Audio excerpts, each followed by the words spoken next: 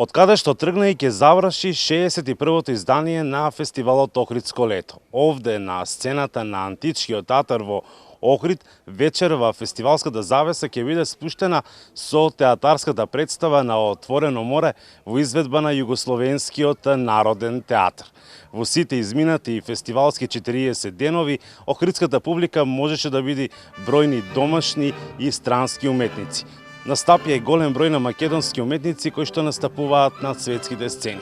Фестивалот втора година се одржува во услови на пандемија поради COVID-19 и со ограничен капацитет и публика.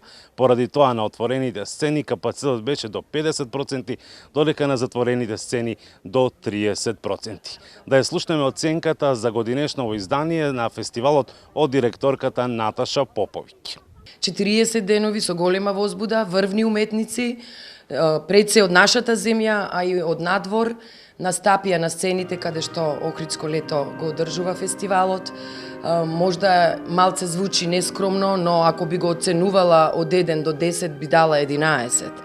И тоа го потврди и публиката која што беше во голем број, нормално со почитување на сите мерки кои што ни беа пропишани. Исто така и од стручните лица кои пишуваа рецензии, музиколози, така што навистина во втора година во време на корона криза Охридско лето, тимот на Охридско лето успешно реализира врвна програма.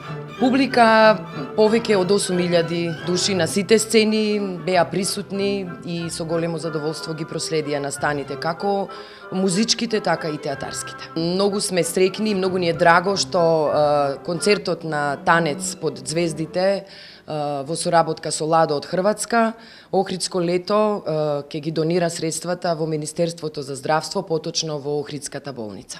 Наредното издание веќе се подготвува, програмата е завршена, затворена, бидејќи уште на 30 јуни Охридско лето доставува предлог програма до ресорното Министерство за култура, на која што чекаме одобрување. А подготовките веднаш во септември месец почнуваат за истата.